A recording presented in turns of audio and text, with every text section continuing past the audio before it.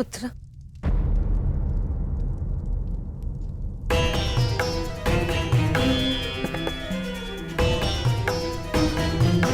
तुम यहाँ अंदर क्यों बैठे हो? क्योंकि अभी भी मैं महामहिम के आदेश का पालन कर रहा हूँ। एक सूत पुत्र होने का मूल्य चुका रहा हूँ।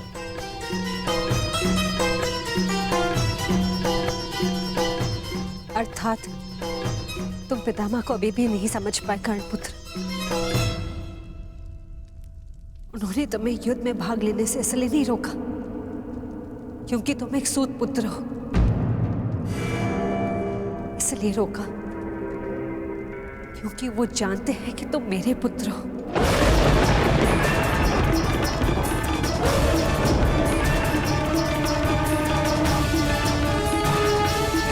एक भाई एक दूसरे से द्वंद्व ना करे, एक दूसरे का रक्त ना बहे, इसलिए उन्होंने तुम्हें यही रहने का आदेश दिया।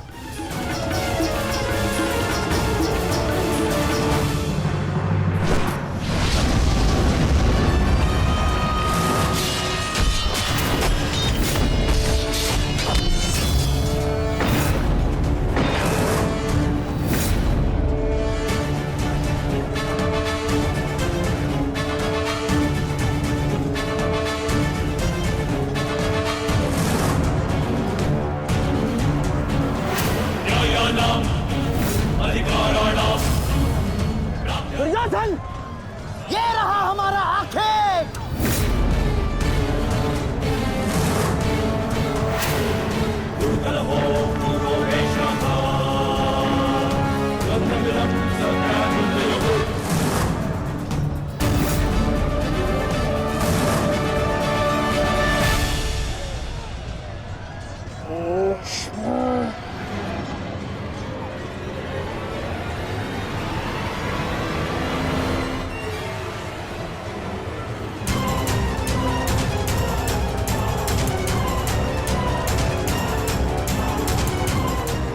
शिखंडी,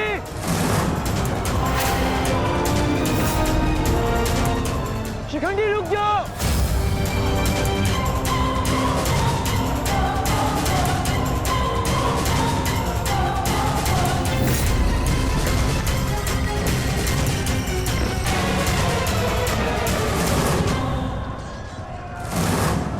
देश, तुम्हारा समय पूर्ण हुआ।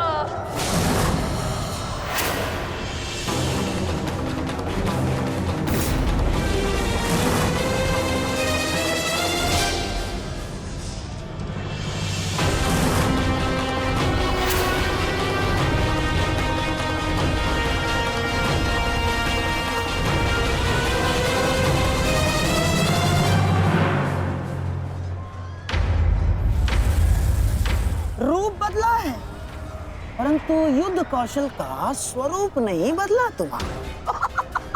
अब देखना यह है कि पुरुष बनकर कुछ पौरुष बचा भी है या नहीं। पुरुष के भांति लड़ सकते हो या नहीं। माधव, हमें शीघ्र अतिशीघ्र शिखंडी तक पहुंचना होगा।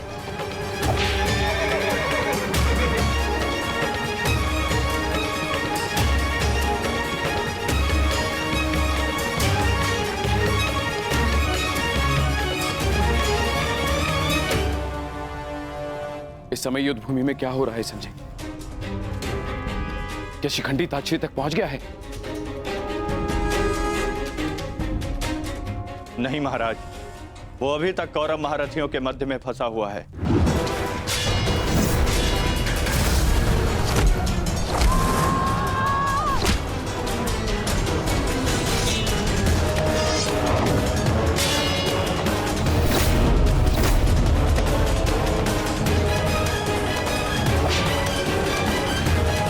शिखंडी है कहाँ?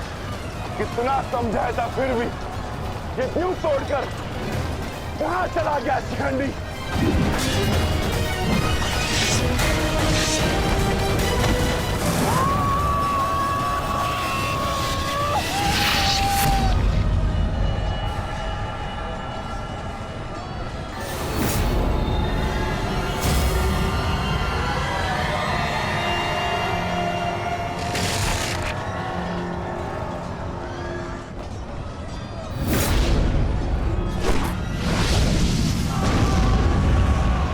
शीघ्र अतिशीघ्र पितामह तक पहुंचना होगा।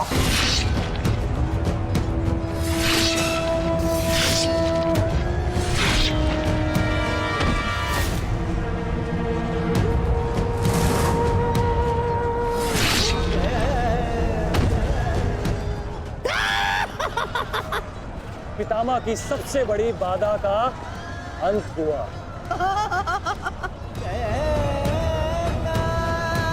शिखंडी, अब तुम अपना उद्देश्य अगले जन्म में पूर्ण करना।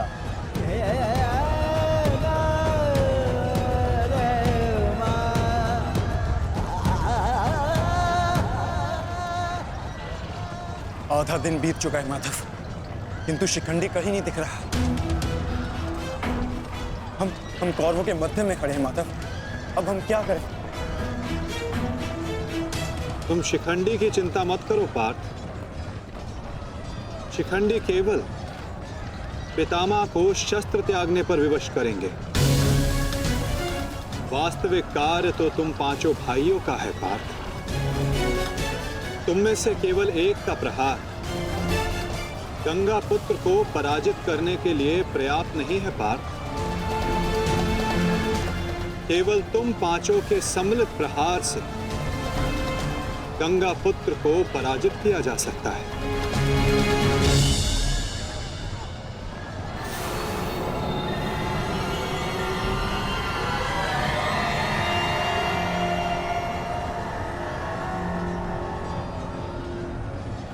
आओ पुत्रों, मैं तुम्हारी ही प्रतीक्षा कर रहा था।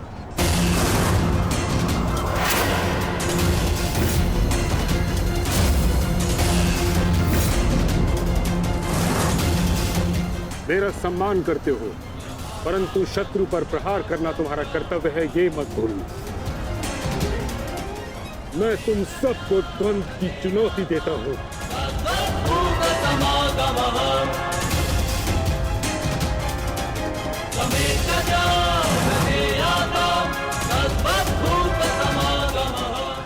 तुम पांचों मिलकर मेरा अंत कर सकते हो।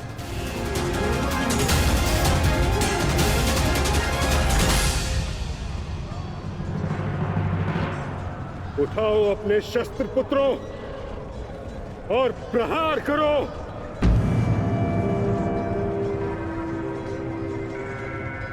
यह तुम्हारे पितामह का आदेश है।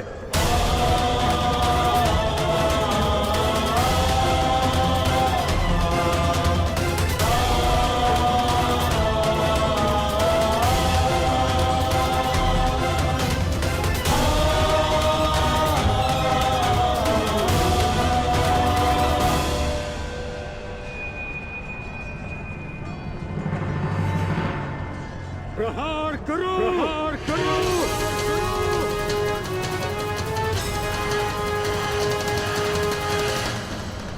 सैव धर्मः सो धर्मः देश काले प्रतिष्ठितः अदानः हिंसा धर्मो यावत्तिकः स्थितः अदानः हिंसा धर्मो यावत्तिकः स्थितः।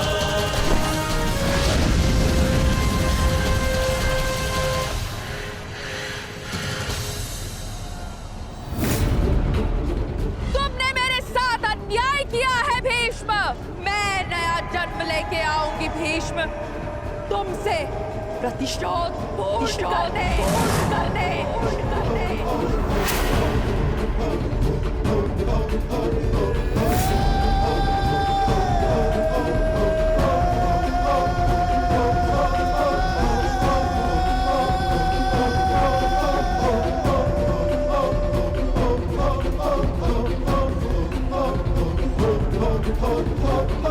भीष्म की मृत्यु से पहले मैं खुद की मृत्यु को हावी नहीं होने दे सकता।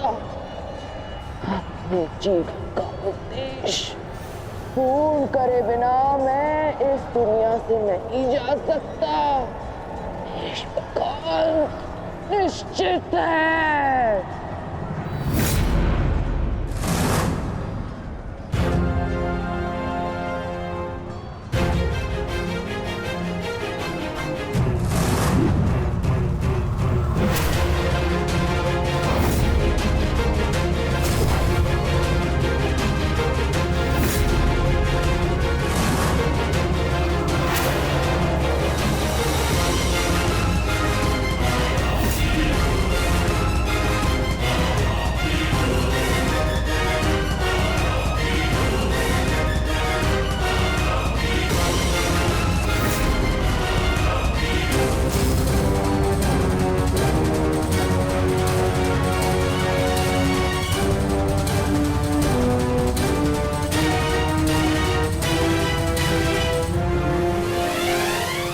करो पुत्रों।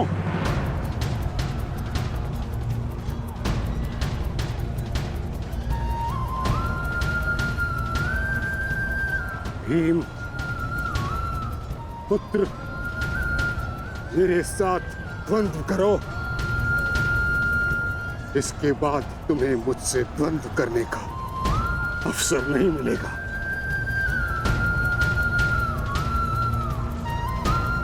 स्वयं को महायोद्धा सिद्ध करो।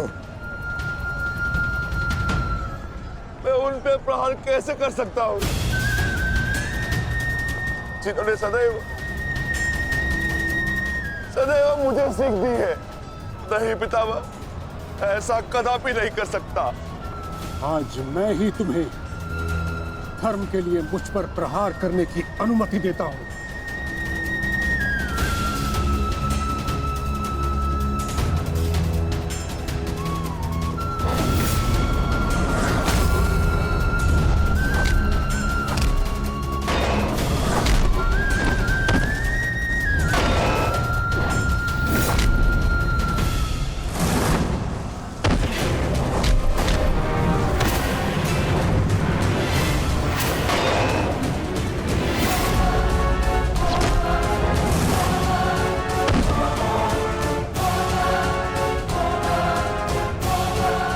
प्रहार करो पुत्रों, हार मत मानो।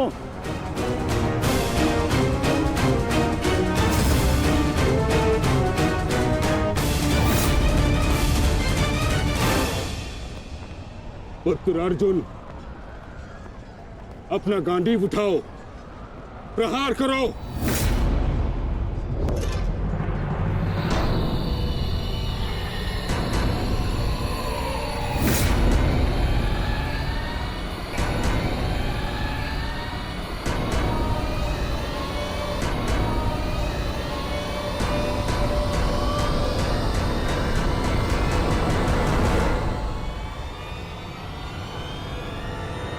मेरा वचन है अंबा देवी, जब भी तुम मेरा काल बन के मेरे सामने आओगी, मैं तुम्हारे समक्ष अपने शस्त्र त्याग दूंगा, त्याग दूंगा।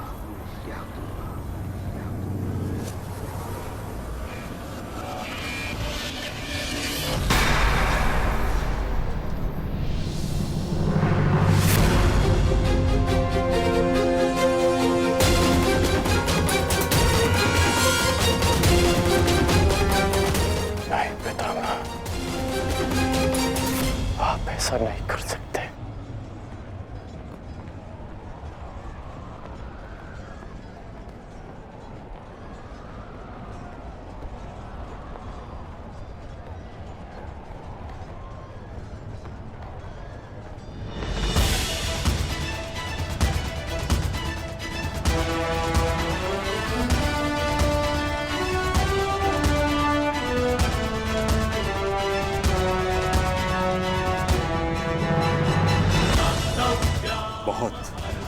विलंब कर दिया आपने आने में अंबा देवी। कितने वर्षों से मैं आपकी प्रतीक्षा कर रहा हूं, अब और प्रतीक्षा नहीं होती।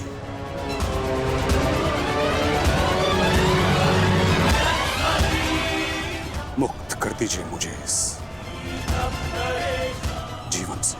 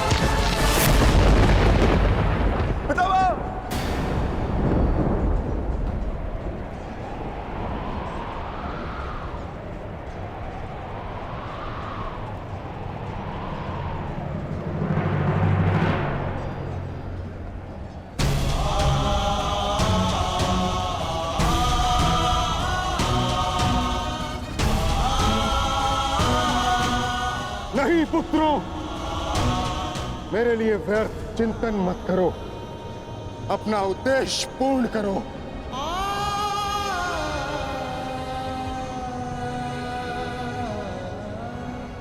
कर्म करो, प्रहार करो।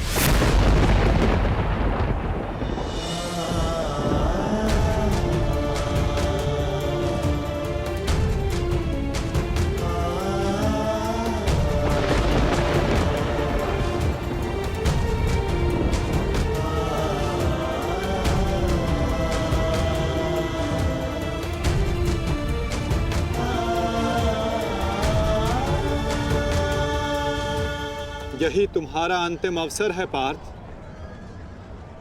पितामह को इस पीड़ा से मुक्त करो पार्थ।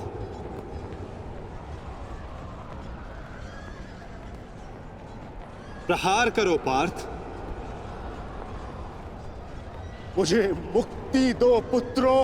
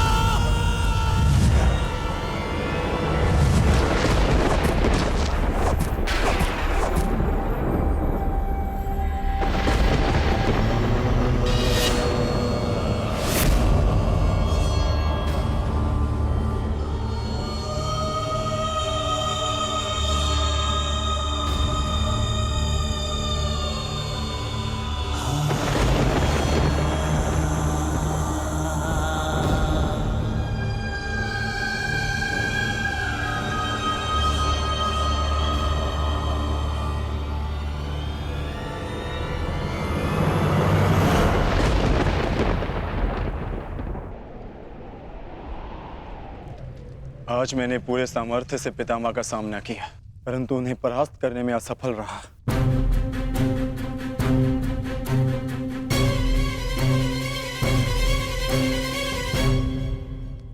हर योद्धा के उत्तर के लिए कोई ना कोई और योद्धा होता है।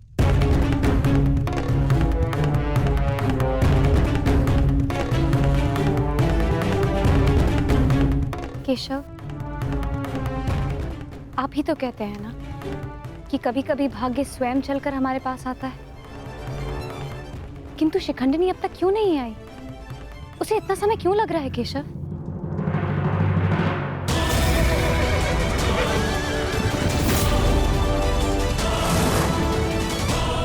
हम उन्हीं की प्रतीक्षा कर रहे हैं पांचाली। ये शिखंडिनी अपनी तपस्या में असफल हुई तो पितामह हमारी सेना का अंत कर देंगे और हमारे पास केवल और केवल 2 अक्षणीय सेना शेष है। अरे तो क्या करें? कुछ तो करना ही होगा, अन्यथा हम इस युद्ध में पराजित हो जाएंगे।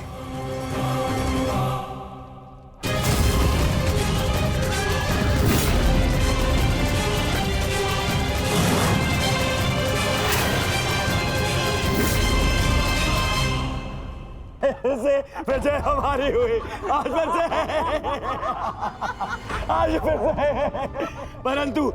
परंतु सबसे अधिक प्रसन्नता मुझे तब होती है जब वो धनुर्धारी अर्जुन के मुख पर मैं भय देखता हूँ। केवल 2 अक्षुणी सेना शेष बची है उन पांडवों के पास और शीघ्र ही वो 2 अक्षुणी सेना भी समाप्त हो जाएगी।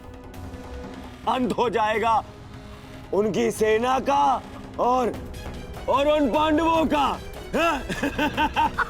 अवश्य अंत होगा, नाश होगा, क्यों नहीं होगा?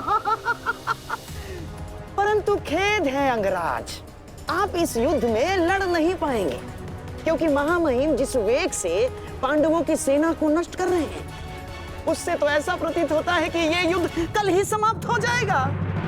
नरेश, युद्ध अभी तक समाप्त नहीं हुआ है। मैंने आप सबसे पहले भी कहा था कि विजय से पूर्व उत्सव मनाना उचित नहीं है।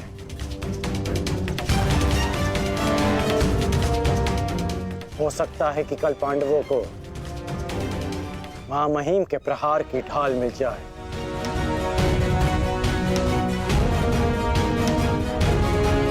इस युद्ध में कुछ भी संभव है।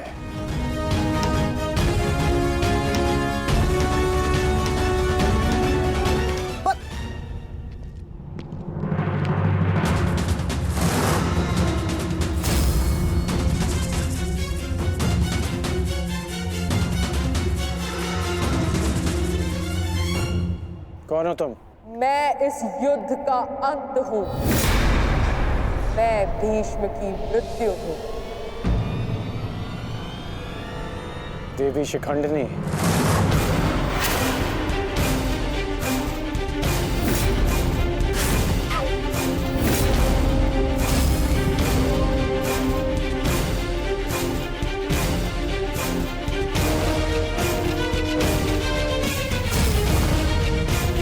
देवी नहीं देव, स्त्री नहीं पुरुष, शिखंडिनी नहीं।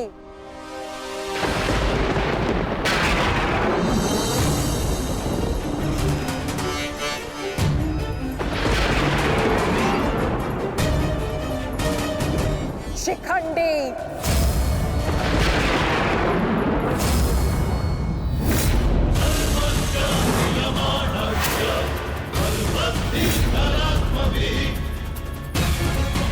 ये मैं हूं और कल मेरे उस वचन की पूर्ति होगी जो मैंने पांचाल युद्ध में तुम्हें दिया था अंगराज। एक दिन ऐसा आएगा अंगराज जब भीष्म मेरे सामने खड़ा होगा और वहां ना तुम उसकी रक्षा कर सकोगे ना तुम्हारा ब्रह्मास्त्र। स्मरण रखना, एक महायुद्ध होगा, महाविनाश होगा और उस विनाश को तुम भी नहीं रोक पाओगे।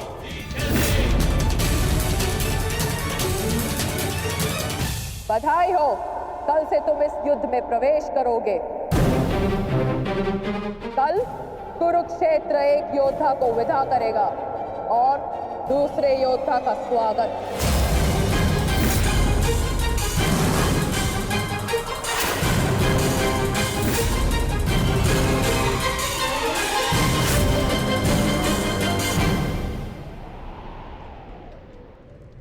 जो भी होता है केवल समय के अनुसार होता है और उचित समय आने को है।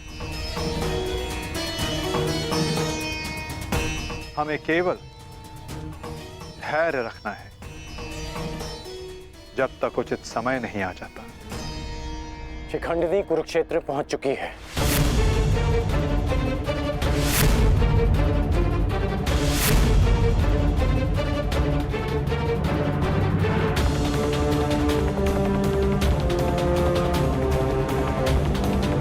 शिखंडिनी के आगमन में आपकी संभावित मृत्यु छिपी है, फिर भी आप मुस्कुरा रहे हैं।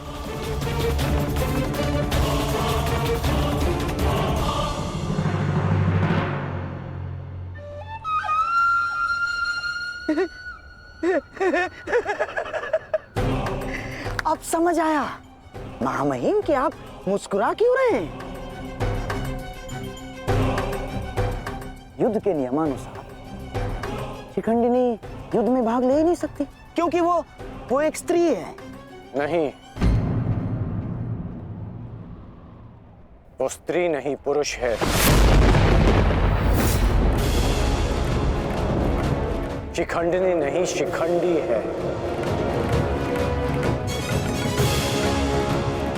वो स्त्री से पुरुष में परिवर्तित हो चुकी है और कल वो युद्ध में प्रस्तुत होगा और उसका एक ही उद्देश्य है, मां महिम का वध।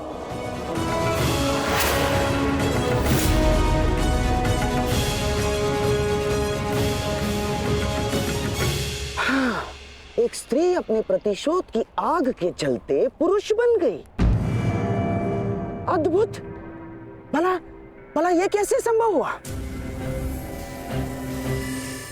कैसे हुआ वो छोड़िए मामाश्री, अब ये बताइए कि करना क्या है।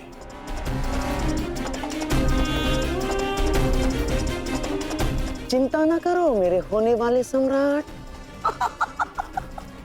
तुम्हारा ये मामा इसका भी कोई ना कोई उपाय अवश्य ढूंढ लेगा।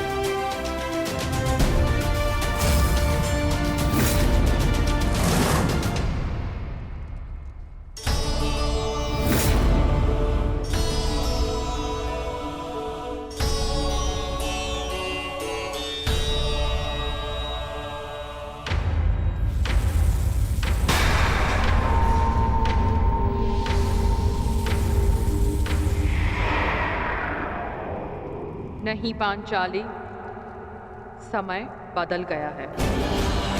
तुम्हारे समक्ष शिखंडिनी नहीं शिखंडी है। एक पुरुष, एक पुरुष, एक पुरुष।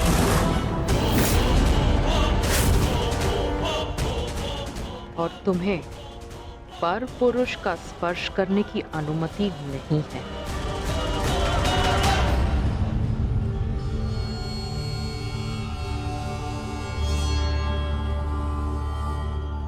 जब हमें सबसे अधिक आपकी आवश्यकता है, आप हमारे समक्ष प्रस्तुत हैं। इसके लिए आपका धन्यवाद। मैं यहाँ अपने आवश्यकता और अपने उद्देश्य के लिए आया हूँ। आवश्यकता मुझे आप सबकी पड़ेगी, क्योंकि भीष्म का अंत निश्चित है।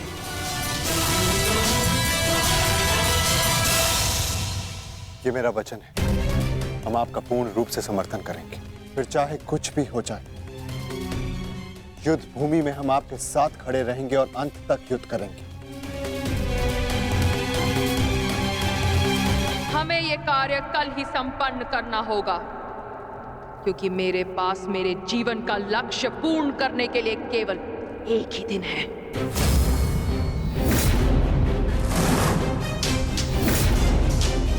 केवल एक दिन? परंतु क्यों? तुम्हारी समस्या ये है कि तुम एक स्त्री हो, जिस कारण तुम भीष्म से द्वंद्व नहीं कर सकती। मैं तुम्हें पुरुष बनने का वरदान देता हूं, ताकि तुम भीष्म को परास्त कर सको। किंतु स्मरण रहे कि ये वरदान केवल 8 प्रहर अर्थात 1 दिन के लिए रहेगा। हमारे शत्रुओं को इसका भान नहीं होना चाहिए कि शिखंडिनी केवल 1 दिन के लिए पुरुष है।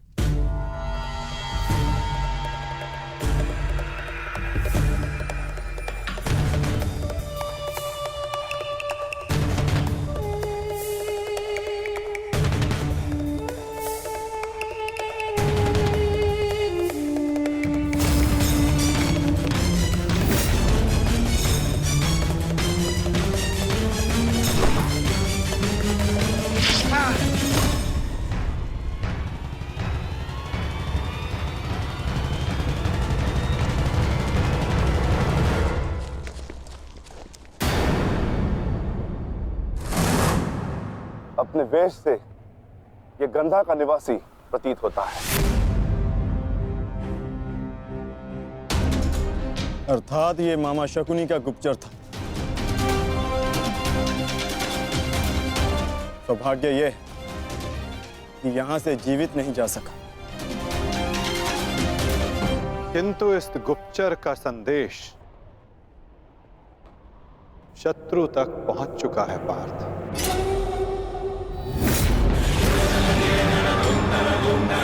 केवल 8 प्रहर, केवल 8। उसके पश्चात ना उस शिखंडी का कोई अस्तित्व रहेगा और ना ही भीष्म पितामह कोई संकट होगा।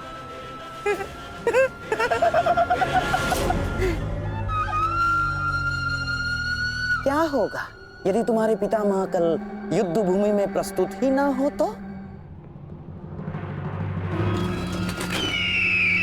उत्तम विचार मामाश्री। मैं एक योद्धा हूं और मृत्यु के भय से छुपूंगा नहीं। या तो वीर गति को प्राप्त हो जाऊंगा या फिर विजय प्राप्त करूंगा। 8 प्रहर तो क्या, 8 क्षण के लिए भी मैं युद्ध से विमुख नहीं रहूंगा। क्षमा कीजिएगा मामही, परंतु वीर होने में और मूर्ख होने में अंतर होता है। जानबूझकर मृत्यु के मुख में जाना क्या उचित है? एक महान योद्धा की भांति आप गौरव और सम्मान की मृत्यु चाहते हैं, परंतु अपनी सेना के प्रति आपके उत्तरदायित्व का क्या? आप भली भांति जानते हैं कि सेना आप पर पूरी तरह निर्भर है। फिर भी मामही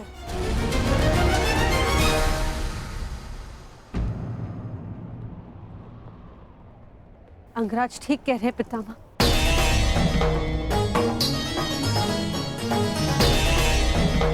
आपके और हस्तिनापुर के हित में यही श्रेष्ठ होगा। कल आप युद्ध में सम्मिलित ना हो। कुंती पुत्री, ये जानते हुए भी कि तुम हस्तिनापुर में अपने शत्रुओं से घिरी हुई हो, तुमने यहां रहने का निर्णय क्यों लिया?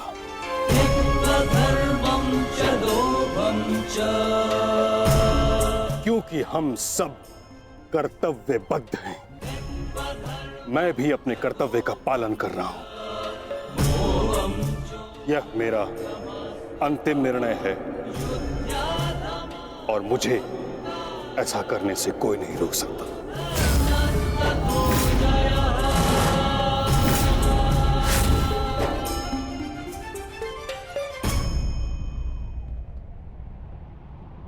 मित्र, चाहे कुछ भी हो जाए, कल तुम्हें पितामह की रक्षा करनी होगी।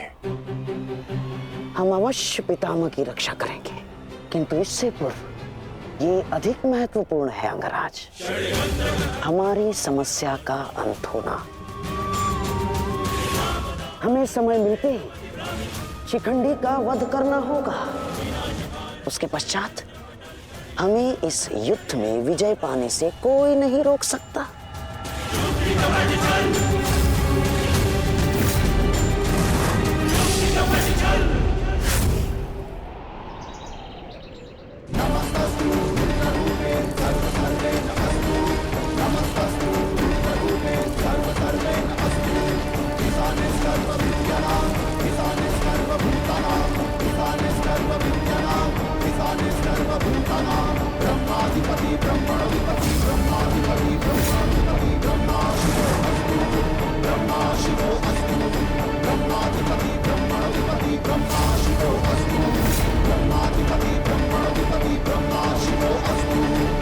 मां महिम, गंगा पुत्र,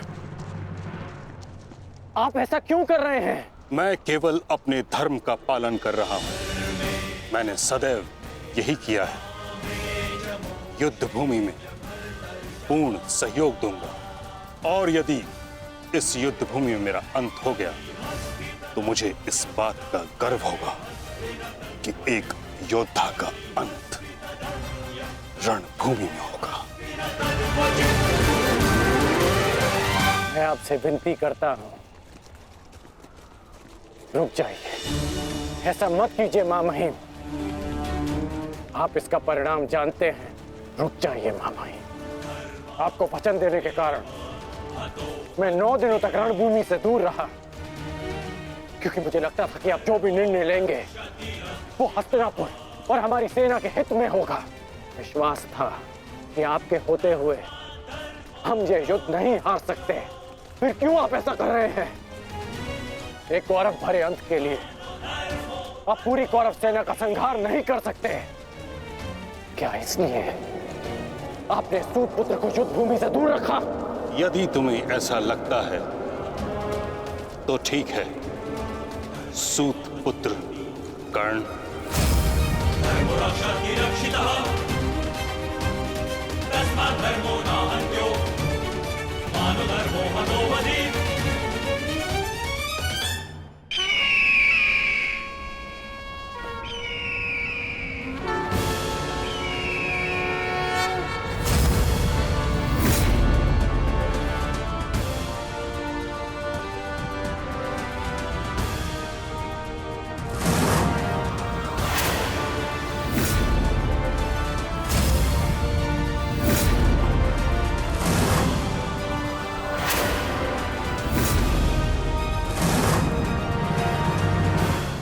दुर्योधन, स्मरण रहे, आज हमारा केवल एक ही उद्देश्य है, महामहिम की रक्षा, और उसके लिए आवश्यक है शिखंडी का अंत।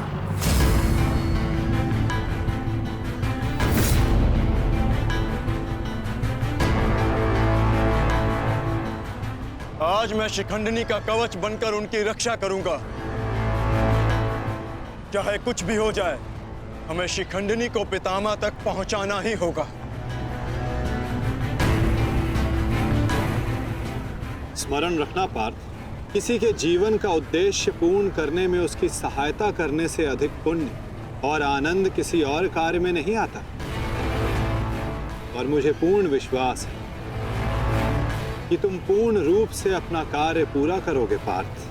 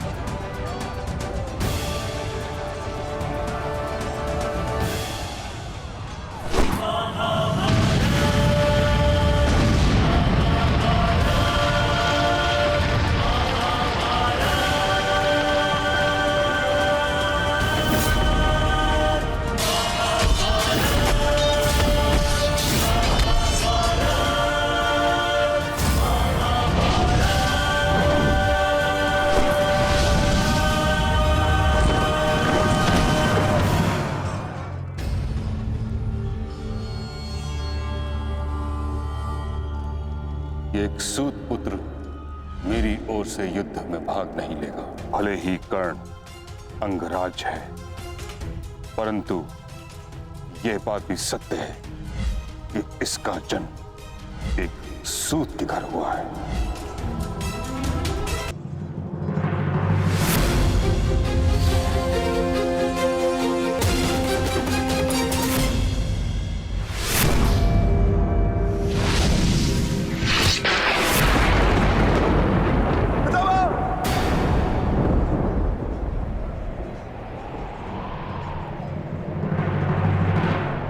नहीं पुत्रों, मेरे लिए व्यर्थ चिंतन मत करो, अपना उद्देश्य पूर्ण करो।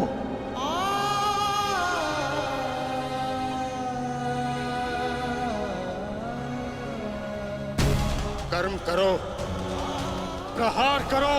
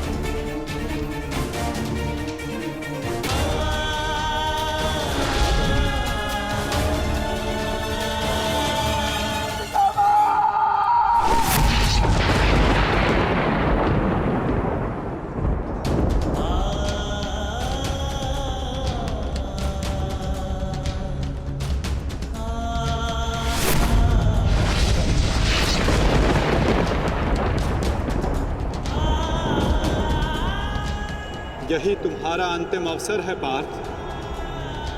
अपना अंतिम प्रहार करो। पितामह को इस पीड़ा से मुक्त करो पार्थ। प्रहार करो पार्थ। मुझे मुक्ति दो पुत्रों।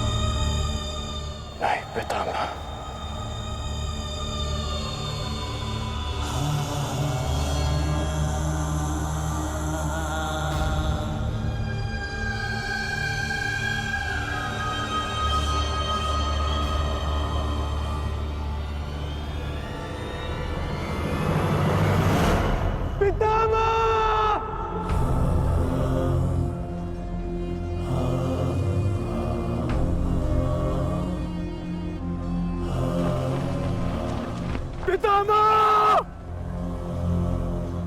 क्षत्रिया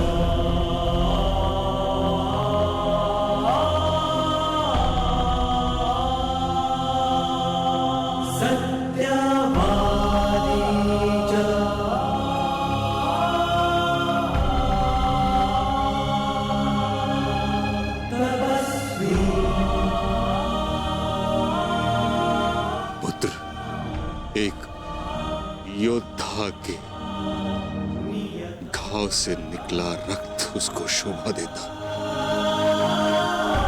आंखों से अश्रु नहीं।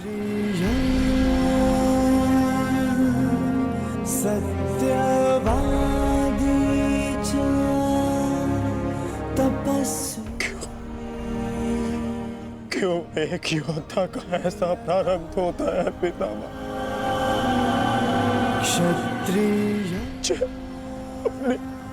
अपनी कोमल गोद की शैया में सुलाया,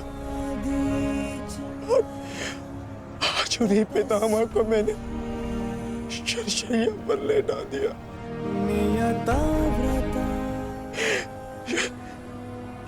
ये क्या अनर्थ कर दिया मैंने, ये क्या अनर्थ कर दिया मैंने।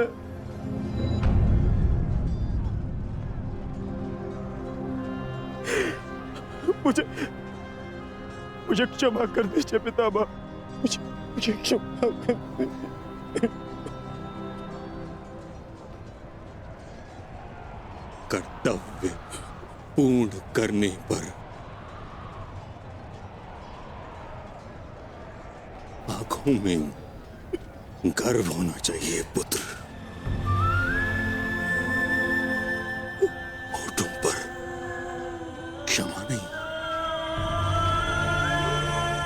तुम सब भावनाओं के बंधन को तोड़ते हुए एक योद्धा का कर्तव्य पूर्ण किया है, और इसके लिए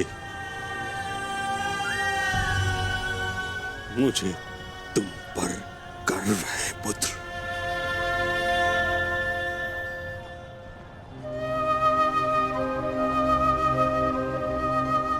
एक बात सदैव स्मरण रखना पुत्र, परिस्थिति चाहे जो हो, सदैव धर्म का साथ देना।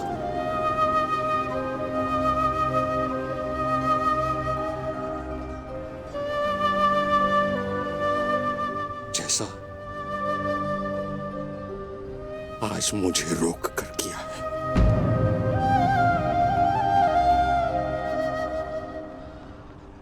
मुझे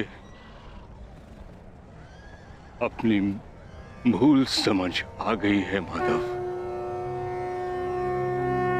मैंने सदैव अपने वचन का पालन किया है, परंतु इसी कारण अधर्म के मार्ग पर चला। जिस समय समाज को मेरी आवश्यकता थी, उस समय मैंने समाज का त्याग किया, किंतु आपने मुझे मेरी भूल का आभास कराया वासुदेव। आज मुझे लगा हर बाण मेरे हर अधर्म का परिणाम है। आज मैं अपने सभी पापों से मुक्त हो रहा हूं।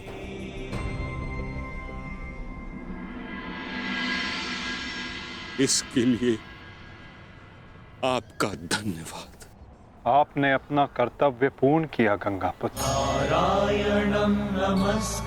आपका ये बलिदान, ये त्याग आने वाली पीढ़ियों को सदैव ज्ञात करवाएगा कि परिवर्तन ही सृष्टि का नियम है और धर्म से बढ़कर कोई कर्म नहीं। पश्चाताप भरा जीवन जीना अत्यंत कठिन होता है पुत्र। तुम्हारा तो सौभाग्य है, तुम्हारे साथ वासुदेव जैसे मार्गदर्शक हैं।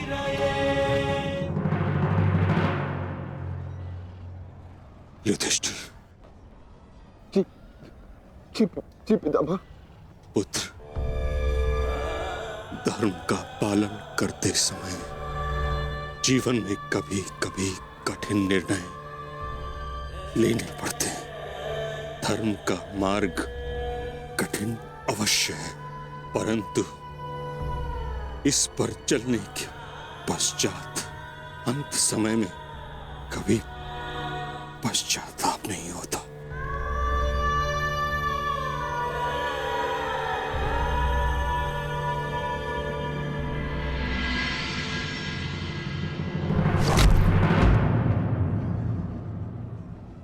पितामह!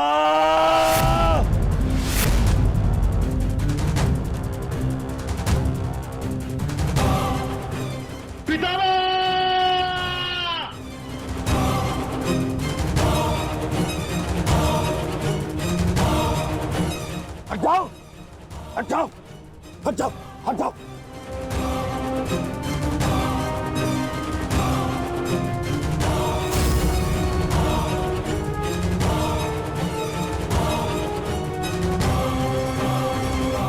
मैं ये क्या किया तुमने? हाँ? सिंहासन पाने के लिए इतना अनर्थ कर दिया?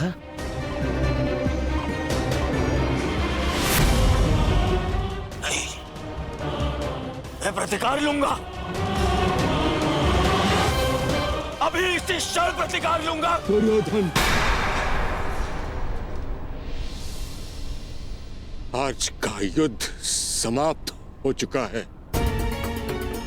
अर्जुन ने वही किया जो उसके स्थान पर तुम करते।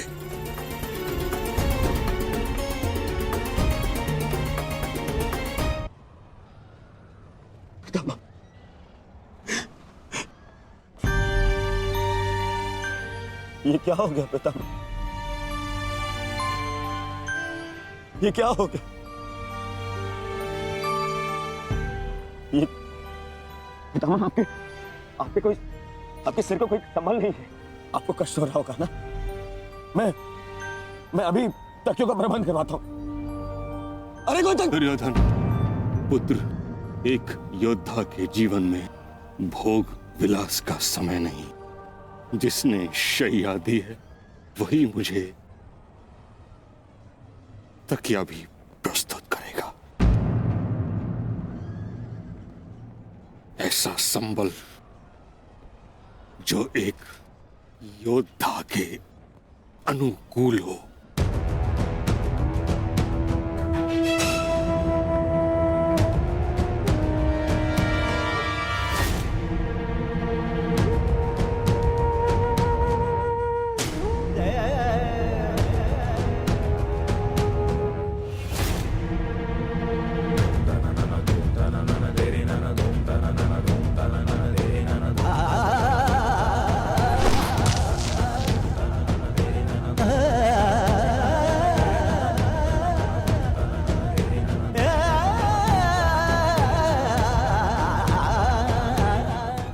लगी है अर्जुन, गंगा जल जाए।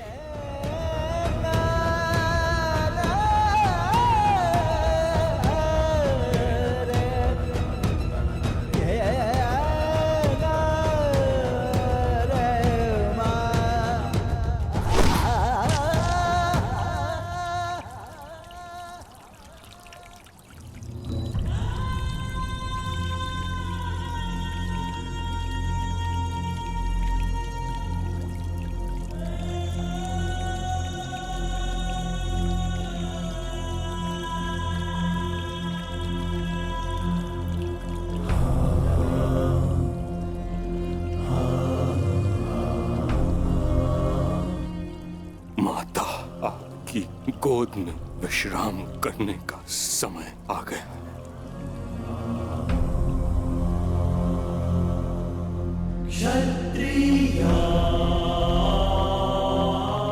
अब तुम्हें यहां से चले जाना चाहिए पुत्रों। यहां रहकर तुम मुझे इस दशा में अधिक समय तक देख नहीं पाओगे।